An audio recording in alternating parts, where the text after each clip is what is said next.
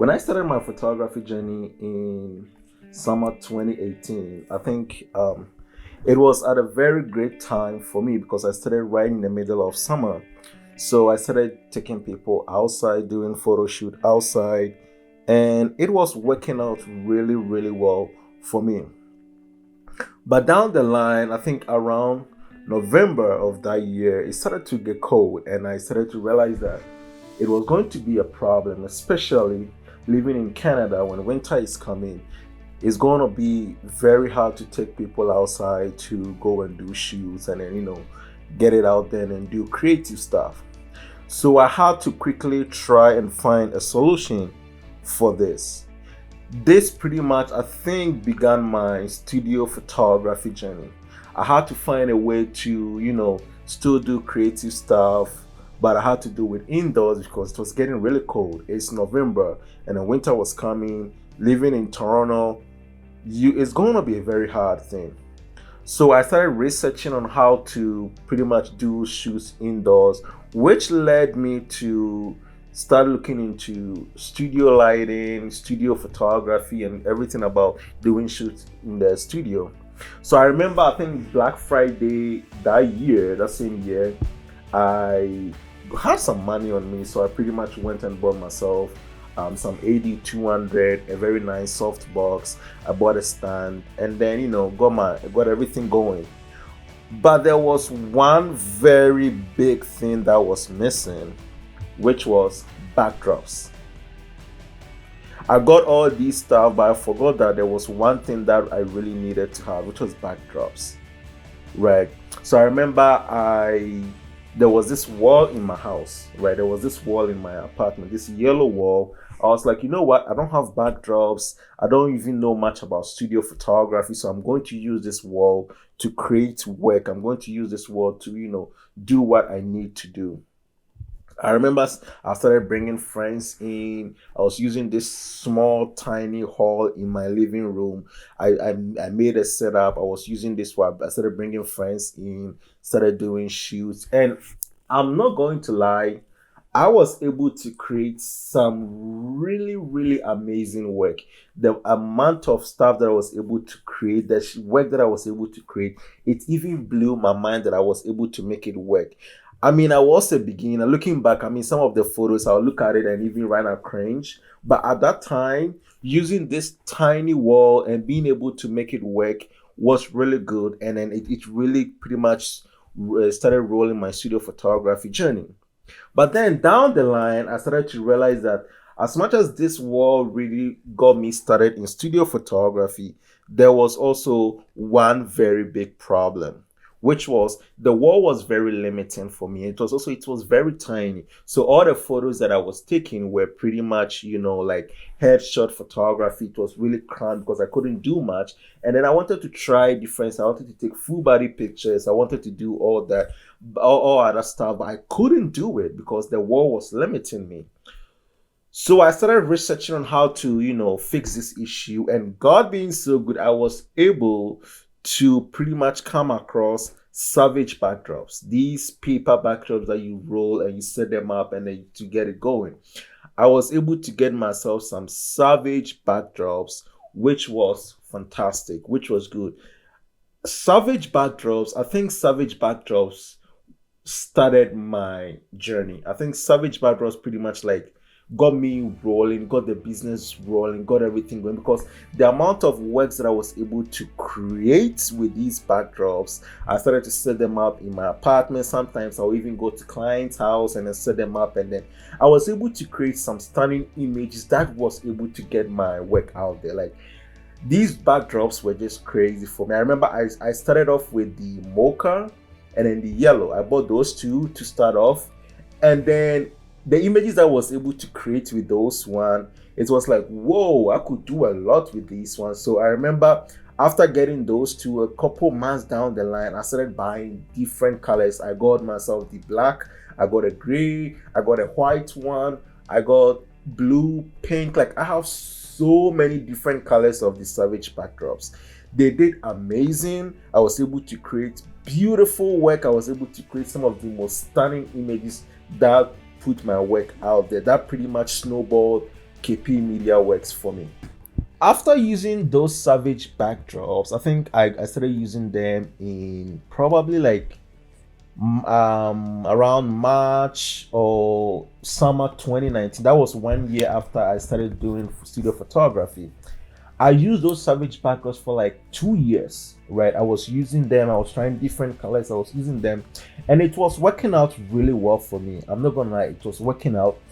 But I started to also realize there was something also mixing again with my work. In my work, it was good. There was no problem with my work. But I also realized I wanted more. I wanted to have a different look with my work. I wanted to try out different stuff. I wanted to elevate my work to a certain point. But I didn't really know what was missing till I came across John Gress. There's this photographer, I think he's in the States. I came across his work. And then the way John Gress, when I looked at his pictures, his backdrops were different. They were different than the ones that I was using. As I realized that his backdrops, he was using these backdrops where it's like it had texture in it. One thing about the backdrops that I was using, they were very plain, very flat. But with the ones that John Gress was using, it's like there was something about it I couldn't really put words to it. I started to research out on it, and I realized that they were called canvas backdrops. They were just backdrops where they are hand painted. They paint them, and then they add texture to it. So it's like there was something about them that it was like, no. I realized that no. I really need to get myself these kind of backdrops.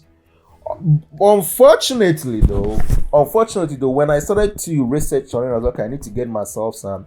I realized that, oh boy, these backdrops were expensive. They were expensive. Being able to get just one with even like the smaller sizes were expensive. And at that point too, like KP Media was doing okay, but not to the point of where I could maybe spend $600 on a backdrop. Right? Because that is a lot of money, and the business too, we were trying to, build the business to get to a certain point. So I was on YouTube researching. I came across, I think, someone that showed me how to do these textured backdrops by yourself. I had my friend with me. We went online. We looked at the stuff that we will need, and then we started making our own textured backdrops. Right? I remember I made the first one, which I think it was a gray one. It was a gray and black. I made these ones. And when I used those textured backdrops, the first one that I made, when I used it in my first shoot, I was like, that is it. This is the look that I was looking for. I found what I was looking for.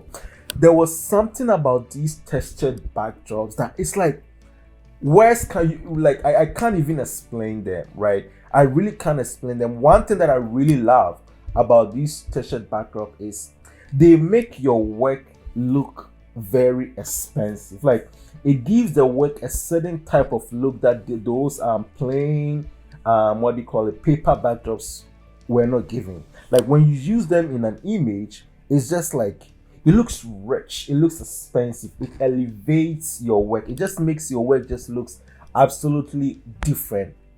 Right? Those textured backdrops, it's like it adds this depth to your image, right? It creates this depth to your images that you look at and you are like, yep, like it just gives a different look to your pictures. And then especially too for me, because I'm very much into fine art photography and I'm trying to, create very painterly images, like do fine art. When I use them on my shoots, I was able to realize that was what was missing with my work. Those textured backdrops, when you use them, it gives your image these painterly art thing that there's something, it makes it look like a painting, especially when you light it very well and then you place everything where it's supposed to be placed. It makes the images look like a painting. When you look at a painting, it's usually painted on a canvas, right? So using a canvas backdrop and then taking an image with it, I started to realize, especially if you are into fine art photography, it just gives a look to your pictures that it's like it makes it look like a painting. And especially with my style of work and then the style of work that we create over here at KP Media, it was just amazing. It was just so beautiful and it fit properly into the kind of work that I wanted to create, the kind of stuff that I wanted to create. It made the images look like a painting, right? Like it gave it a voice. Like when you take a picture with a canvas backdrop, it just makes it like there's this look that it gives them, which makes it look like a painting. So down the line, I started to realize, okay, these backdrops were really working for me. So I was like, okay, cool. I was gonna start creating different stuff, different shapes, different patterns, different colors, and start inculcating them into the business. Try to, get different stuff. And boy, oh boy, when I even made different designs, different stuff, that was a whole other thing. It opened my eyes to a whole different creative environment. One thing that, especially with these backdrops, that I also realized, like having a lot, is you can start adding different backdrops, different designs, even different colors, mix them together, and be able to create stunning images. The images that you can create with them, especially because now I remember, and now I can even add about 3 or 4 different textured backdrops, take a photo with it, and still get super amazing work. There is something about it, like with textured backdrops, you can like add different stuff, you can create different looks, you can create different mood. Every texture helps tell the story that you're trying to tell with your work. Every design just brings out a different look. Right, I'm able to add different colors, different patterns, different stuff to be able to help elevate my work and to be able to create it. It even got to the point where now I've even started making these textured backdrops where other photographers come to me, where I make them, I design them for them, and then I sell it to them. So even if you are in Toronto, or you're in Canada, or even anywhere around the world, and then you are looking to get yourself some textured backdrops, just message me, and then KP Media, we can get it done for you. There's this something about these textured backdrops that, for me, I would love for every photographer to get themselves one. Even if you're able to get yourself just one, you don't need to get yourself like even a lot like the way that I have, but like if you're able to get yourself a lot, one with one design, it can help elevate your work to a certain point where you will look at your work and be like, whoa, this is nice. Like it just elevates your work to a point where you just can't explain it. And then there is also this professional look to it, right? The way that it will elevate your work, it makes your work look expensive.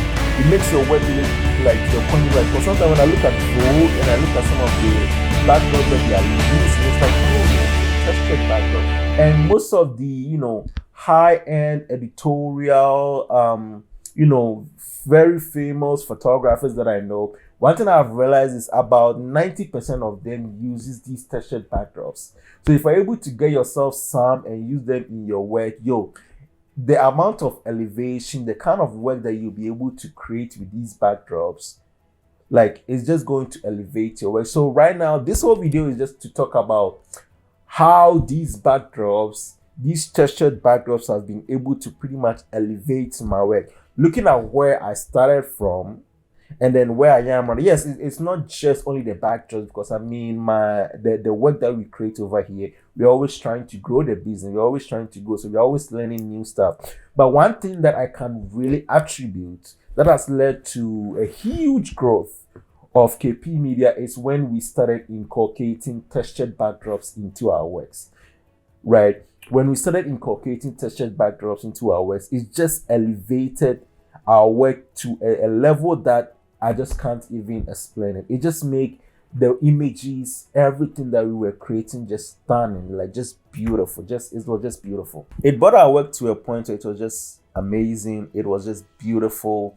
And I just want to entreat everyone, especially photographer. I know they can be expensive. So if you are starting out as a new photographer, it might be very hard to go get them, right?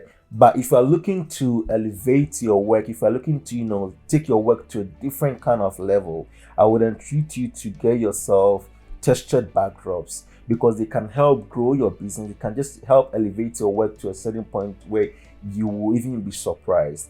My name is Kwame with KP Media Works. If you've not subscribed to our channel, I just want to entreat you to subscribe to our channel. like, comment. If you want some of these backdrops, to just reach out to us and we will be able to make you the design that you want. There's something about these backdrops that I know I'm not the only one that it has helped elevated their work. If you use these backdrops, I want you to just comment down below. Let me know how these backdrops have really helped you. Let me know about your experience with these backdrops. My name is Kwame with KP Media Works.